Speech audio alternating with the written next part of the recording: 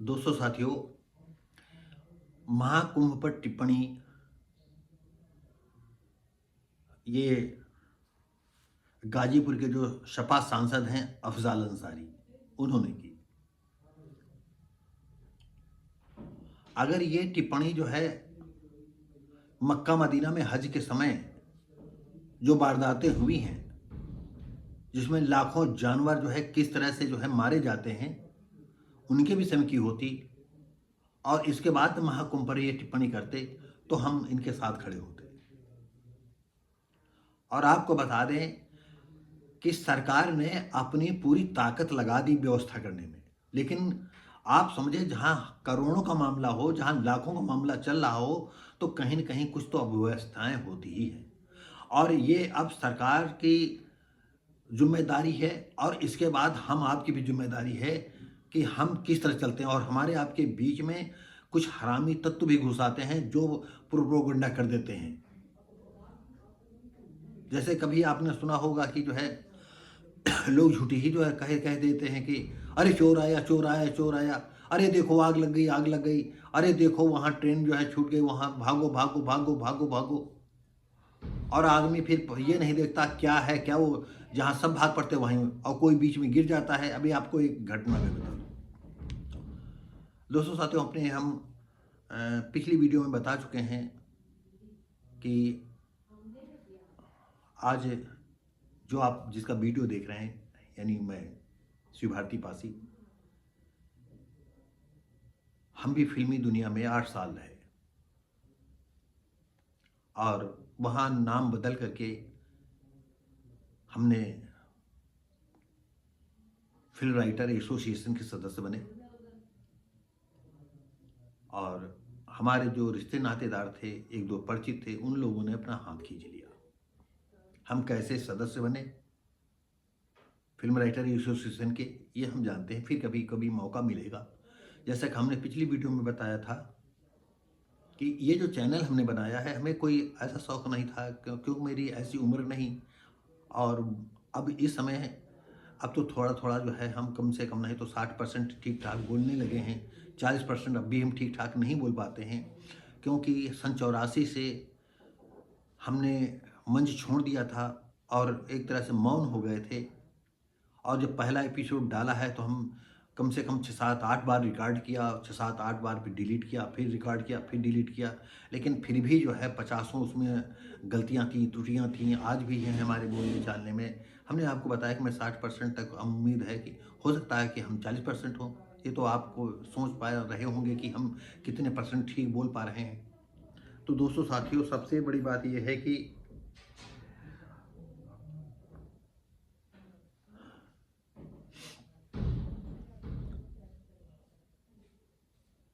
तो एक बार जो है मैं अंधेरी रेलवे स्टेशन पर, मैं नालासोपारा में रहता था और अंधेरी रेलवे स्टेशन पर हमें उतरना था और हमारे सामने एक वृद्ध आदमी था। ये नियर अबाउट जो है 2003 के आसपास की है या 2002 की हो। हमने थोड़ा सा जो है वो वृद्ध को बचाने के सिलसिले में थोड़ा सा हम अ, पीछे जो है थोड़ा सा अपने को रोकते हुए निकले, लेकिन पीछे का रेला वहाँ जो ये लोकल ट्रेनों में चढ़ा हो, बॉम्बे की मुंबई की ट्रेनों में, लोकल ट्रेनों में चढ़ा हो, वो जानता होगा कि ये जो है विरार टू चर्चगेट पर कितनी भीड़ होती है।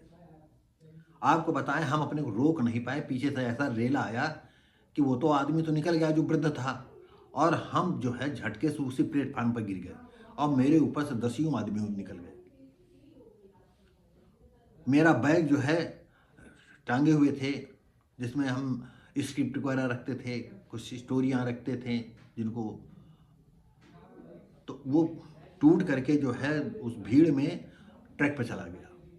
एक आदमी ने हमको पकड़ करके घसीटा, ना शायद हो सकता हम भी ट्रैक पे चले जाते। ट्रेन चली गई और एक मैं हतप्रभ, हमें समझ में नहीं आ रहा क्या करें, बिल्कुल भौचक्का। और हम जो है हम 2 लोग हमको उठा करके उसी बेंच पर बैठाते हैं। कहते हैं, एक हमारी हम उम्र के थे, उन्होंने कहा आपका ये दूसरा जन्म है। हम बैठे बैठे सोचा, तब हमारे पास फ़ोन नहीं था,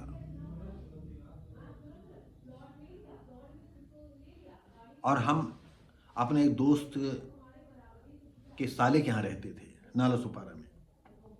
हम बैठे बैठे सोच रहे हैं कि आज अगर हम यहाँ ट्रेन से कट गए होते तो बाद में जो हमारा जो है फिल्म राइटर एसोसिएशन सदस्य था, तो उसमें आइडेंटिटी कार्ड पड़ा हुआ था, तो उससे पता चल जाता कि हम कौन हैं। तो हमारे जो धर्मशाले थे उन तक खबर पहुंचती, और अगर बाय द वे जो है वो न मिल पाता तो हम लावारिस की तरह चले गए होते।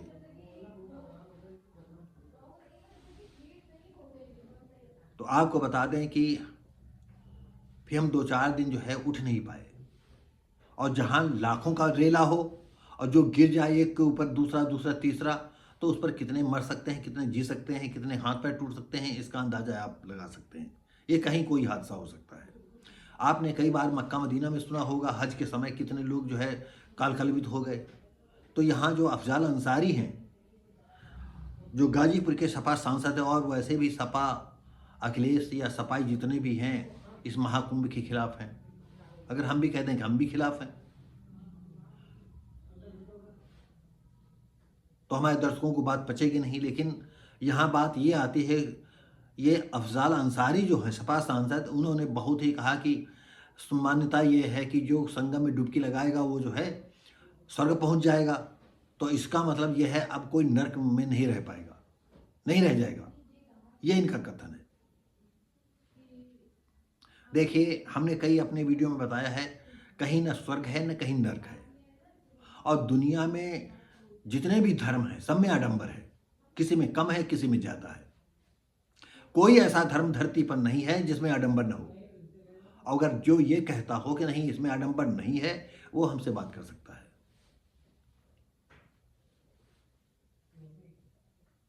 तो दोस्तों साथियों, हमको अफजाल की बातें सिर्फ बुरी इसी वजह से लगी कि आप अपने धर्म के विषय में उंगली उठाएं और तब इस हिंदू धर्म के विषय में सुनाते।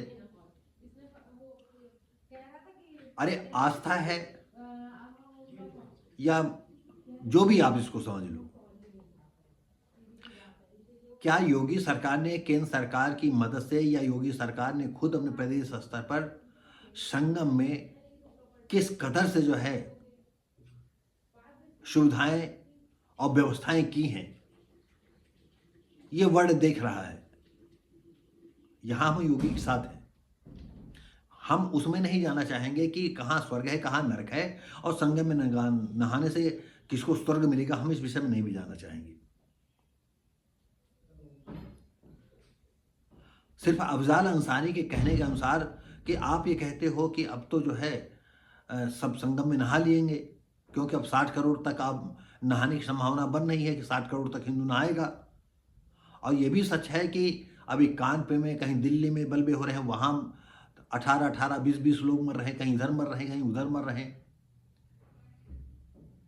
और सिर्फ जो है 144 साल बाद ये महाकुंभ आया है स्वर्ग प्राप्ति के लिए। और जिनके घर के मुखिया मर रहे होंगे तो उनको तो पता चल जाएगा स्वर्ग कहाँ होता है, नरक कहाँ होता है। आपको बता दें, मैं इस महाकुंभ की रिकॉर्डिंग के सिलसिले में जाना चाहता था, लेकिन भीड़ की वजह से मैं नहीं जा पाया।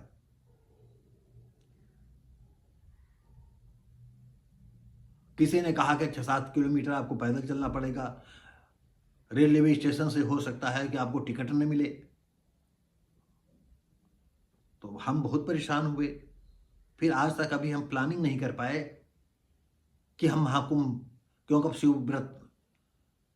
शिवरात्रि बची है और उस समय तक ये लास्ट स्नान होगा, और भीड़ तो आती ही रहेगी, भीड़ जमती ही रहेगी।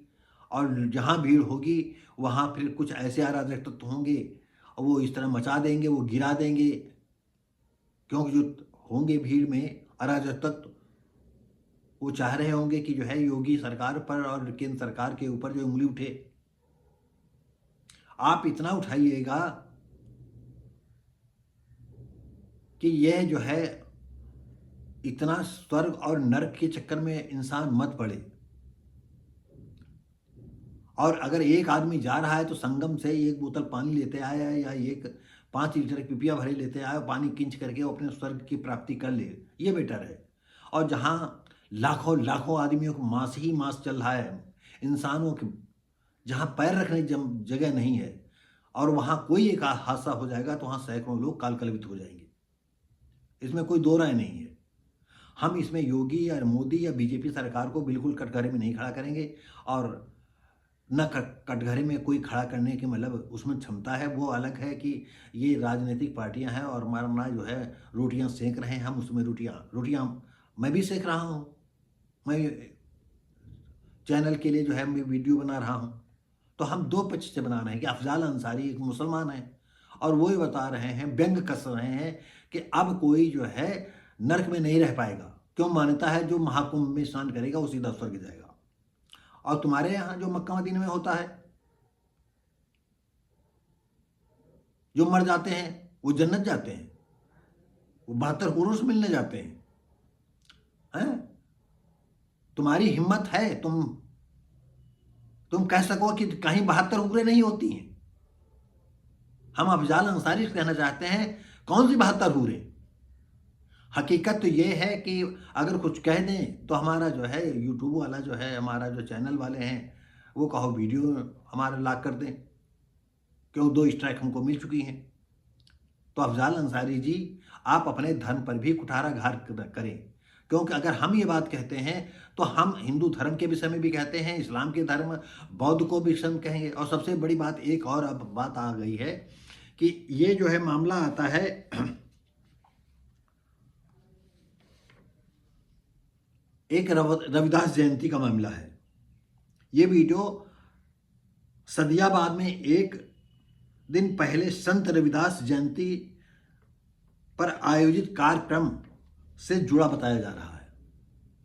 हम रविदास के विषय में कह दें आपको, जैसे कि हम आपको बता दें, बहुत हम छोटा 15-16 साल की उम्र में रविदास की एक बहुत बड़ी पुस्तक थी, उसको मैंने पढ़ा था। उसमें अब याद नहीं आ रहा कि रानी की अंगूठी जो है नदी में गिर गई थी, गंगा नदी में गिर गई थी, किस नदी में गिर गई थी, वो स्नान करने रही, अपने लाव लश्कर के साथ जा रही थी। उनके जितने सिपाही थे उस नदी में बहुत ढूंढा, लेकिन वो जो कीमती अंगूठी थी, हीरा जड़ित मोती वाला अंगूठी, वो नहीं मिल पाई रानी को। तो किसी ने कहा कि संत रविदास जी हैं, आप जो है उनके पास जाएं। तो किसी ने कहा, रानी ने कहा, अरे वो क्या जाए, नदी में गिरी है अंगूठी, वो कैसे? तो कहा वो उनके पास जो है कुछ चमत्कार हैं, वो सिद्ध पुरुष हैं। अब लाव लश्कर पहुंचते हैं तो कुछ सिपाही जाते हैं रविदास पास, रानी आई हैं, तो वो अपना जूता बना रहे थे। संत आदमी था, तो ये बात तो आप जानते हो, संत फक्कर टाइप के होते हैं।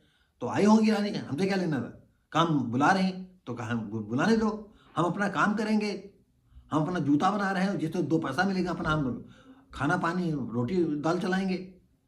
हार थक करके रानी को आना पड़ता है।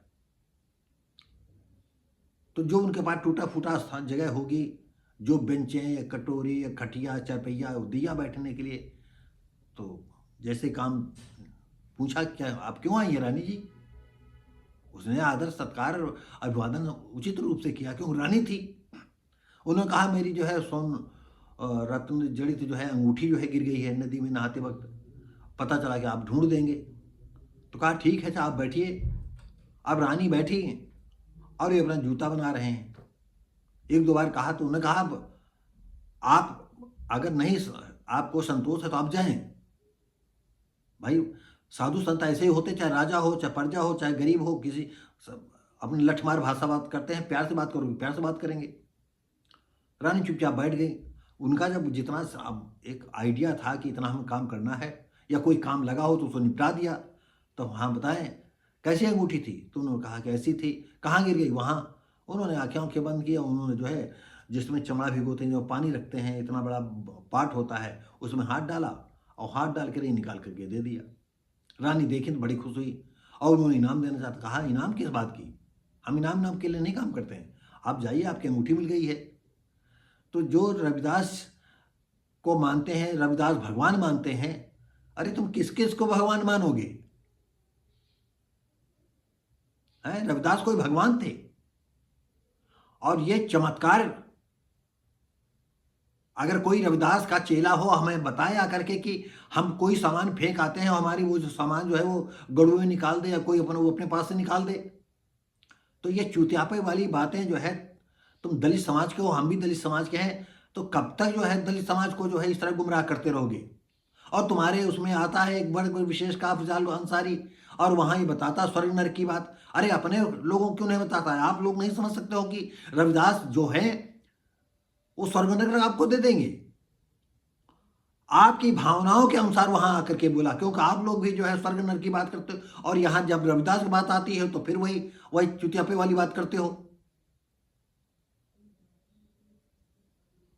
कोई हमारे समाज का है, दलित समाज का है, शूद्र समाज का है, हम सारे लोगों के, चाहे वीर शिरोमणि हो, राजा महाराजा हो, संत गुरु कोई भी हो, हम सबका सम्मान करते हैं। लेकिन कोई भी अंधविश्वास का और किसी धर्म में ऐसा नहीं है जो स्वर्ग का रास्ता बता दे। और जो स्वर्ग और नरक रास्ता बताता है वो नंबर 1 दुनिया को मूर्ख बना रहा है, या खुद मूर्ख है वो। और अफजाल को कहने की क्या आवश्यकता है? इसलिए आवश्यकता है कि तुम सपक्ष हो अखिलेश। अभी आपको तो जो कुछ सीटें हैं, अभी आपका दिमाग नहीं खुला है। आप अखिलेश अच्छी तरह समझ लो, आप शूद्र समाज के हो, और शूद्र के विषय में आपके समाज के लोग भी जानने लगे हैं, और शूद्र समाज के हिसाब से ही चलो। और यही मायावती हैं, यही अठावले हैं, और यही चंद्रशेखर हैं, जो दूसरे के कंधों पर रख करके वो, जैसे चंद्रशेखर नहीं, एक मुसलमानों की जो है किसी मंच पर पहुंच गया और वहां पर उनको मंच से उतार दिया गया है। अरे कर बहिया बल आपनी छोड़ पराई आस, तुम अपने समाज को तो जगाओगे नहीं। मुसलमान का मंच पा गए तो सोच रहे हो कि मुसलमानों का हमको वोट लेना है।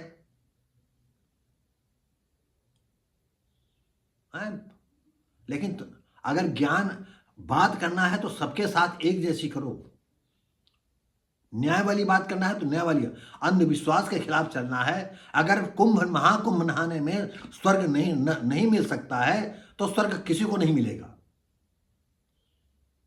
आपको बता दें, स्वर्ग का मतलब यह है जिनकी जिंदगी बचपन से खुशहाल रहती है, किसी तरह की उसको कोई परेशानी नहीं है, और मरने के समय उसके लड़के बच्चे उसका साथ देते रहते हैं, बुढ़ापे में उठाते बैठाते रहते हैं, और अंतिम सांस ले लेता है अपने बच्चों और परिवार के साथ, वो स्वर्ग है। और अगर पूरा परिवार है, बीवी है, बच्चे हैं, और उसको घुट घुट करके जीना पड़ रहा है, मानसिक रूप से जीना पड़ रहा है, मानसिक प्रताड़ना से गुजर रहा है, वो नर्क में जी रहा है। अच्छा खाना खाने से ही नहीं आदमी स्वर्ग प्राप्ति होती है, मानसिक संतुष्टि होती है। परिवार किसको कहते हैं? वो परिवार वाली चीज होती है। पता चला बीवी अलग जा रही, पति अलग जा रहा, बच्चे अलग जा रहे हैं, लड़कियां अलग जा रही, रिश्ते नातेदार कोई महत्व नहीं दे रहा, उसका मतलब क्या है?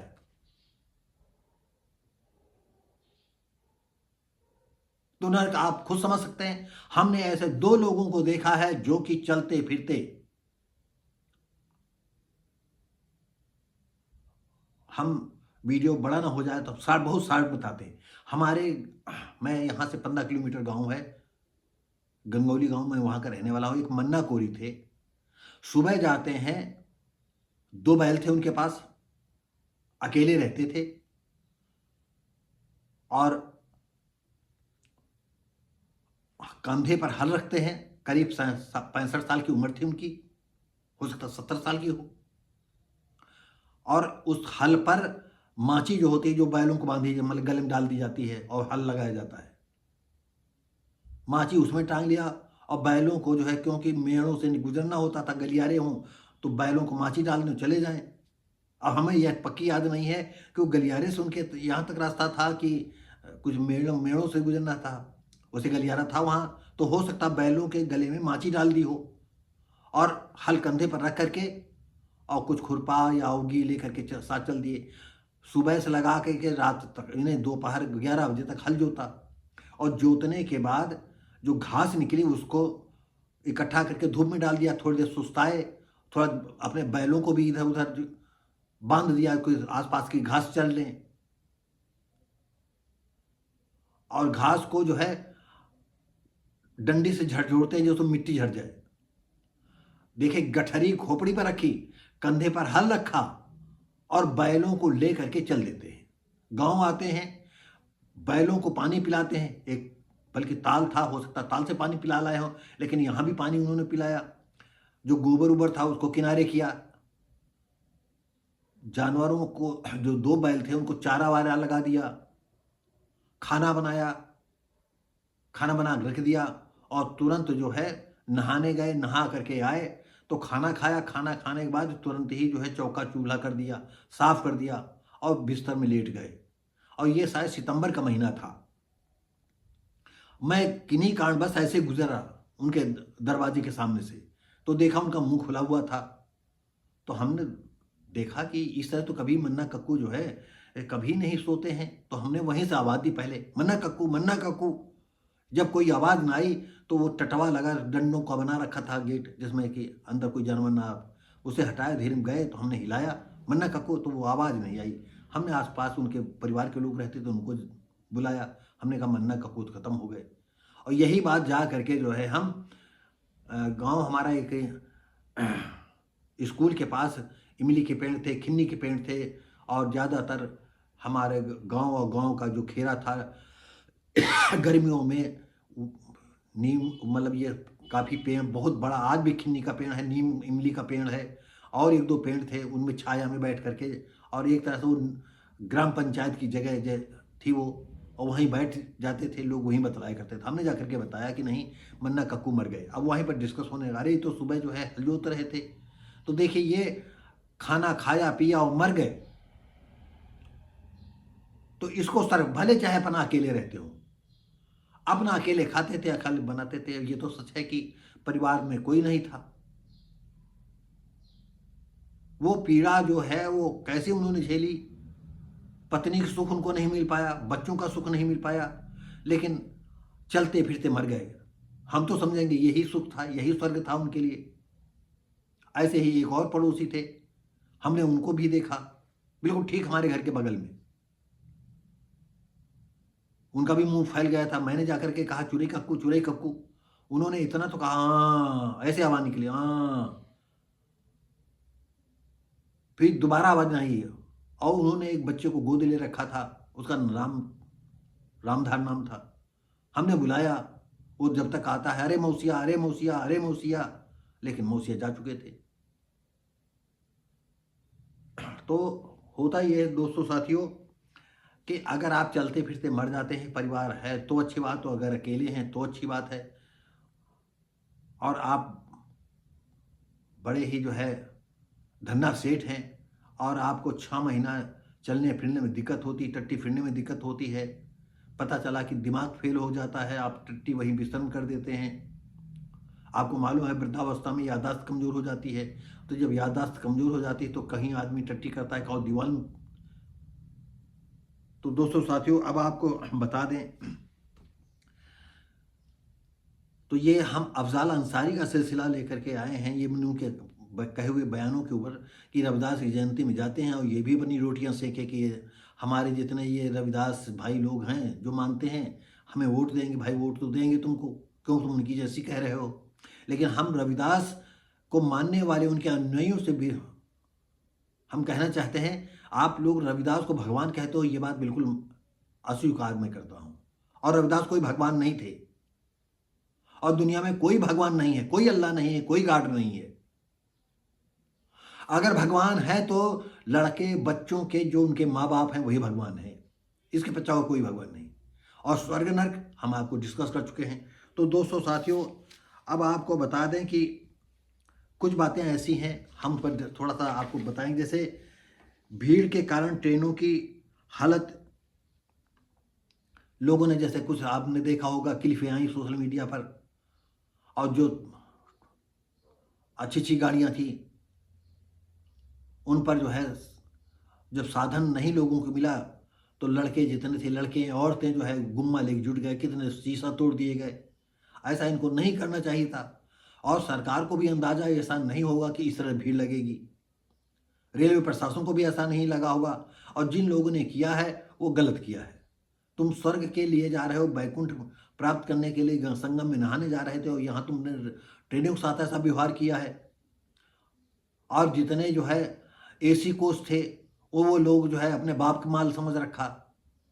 भाई अब तो उन्होंने एसी कोच में रिजर्वेशन उनका है, वो जा रहे हैं आराम से, वो आराम से जाएंगे नहाने के लिए। अगर उनमें जरा दया भाव होती, सहानुभूति वाली होती कि दरवाजा खोल देते, आओ भैया तुम भी एसी में बैठ जाओ, चलो संगम चलो, तुम भी नहाने चल रहे हो, ये नहीं किया। तो यहाँ पर दोनों पक्ष गलत रहे। पता चला कि जो है जिसमें जो है 50-60 है 70 आदमी बैठ करके जा रहे हो, पता चला किसी में जो है 300-300 आदमी घुसा पड़ा है, खड़े होने जगह नहीं मिल रही है। तो ये मानवता तुम्हारी कहाँ जाती है? कौन से किस बैकुंठ के लिए जा रहे हो संगम में नहाने के लिए? और पता चला जब ईंटा पत्थर और गुम्मा तोड़ ली जाएगी तो औरतें स्वाभाविक जो बैठी होंगी वो कांप रही होंगी। हम होते तो हम भी कांपते, आप बैठे हो तो आप, और अफजल गुरु बैठे हो तो वो भी कांपते, उनकी टट्टी ढीली हो जाती। और पुलिस असहाय दिखी। ये बात हम उनकी बात कह रहे हैं, अफजल अंसारी की। अब स्वाभाविक है, अरे पुलिस भी वाले भी तो आदमी हैं वो कैसे भीड़ का सामना करेंगे? या अभी अफजल अंसारी आप कहीं कोई मीटिंग कर रहे हो, कहीं रास्ते में अगर भीड़ तंत्र आ जाए आपके सामने, आप क्या करेंगे? भले सांसद आप हो, 2-4 पुलिस वाले आपके क्या करेंगे? या एक आधी टुकड़ी हो, 12-13 पुलिस वाले हो, क्या कर लेंगे भीड़ के सामने? और कहा कि टीटी लोगों ने अपना काला कोट उतार करके बैग में रख लिया, क्या करते? ऐसे में टीटी भी तो इन बलवाइयों का शिकार हो जाते।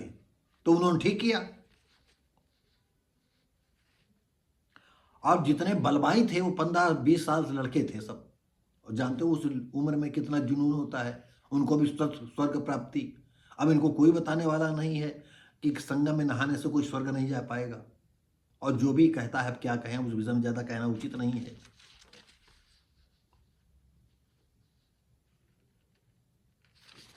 तो यहाँ हम अपनी बात समाप्त करने के पहले हम अफजल गुरु से कहेंगे कि कुछ 72 हूरों के भी सब बता दिए, जितने जो है जिहादी बन रहे 72 हूरों को पाने के लिए, जो 123 से 135 फुट की हूरों के पास जाएंगे, हैं कान खजुआएंगे। क्या कहें, वीडियो में कहते अच्छा नहीं लगता है। अगर आपको न्याय वाली बात कहनी है तो आप अपने पहले धर्म को कहिए, जो आपकी बुराइयां हैं, तब आप दूसरे। और आप अपने धर्म को लेकर के तो जितनी बातें अल्लाह ने कह दिया है, हमारी शरीयत में ये है, हमारे कुरान में ये है, तो आप उसमें एक पॉइंट ढीला नहीं करोगे। और हिंदू धर्म पे कौन तुम होते हो? कौन होते हो तुम हिंदू धर्म पर उंगली उठाने वाले? तो दोस्तों साथियों, ये वीडियो यहीं समाप्त करते हैं। हम उम्मीद करते हैं कि ये वीडियो जो है आपको अच्छा लगा होगा, क्योंकि ऐसे लोग हैं जो रोटियां सेकने के लिए क्या क्या कह डालते हैं, जैसे ये अफजल गुरु हैं। तो दोस्तों साथियों, अगर अच्छा लगे ये वीडियो तो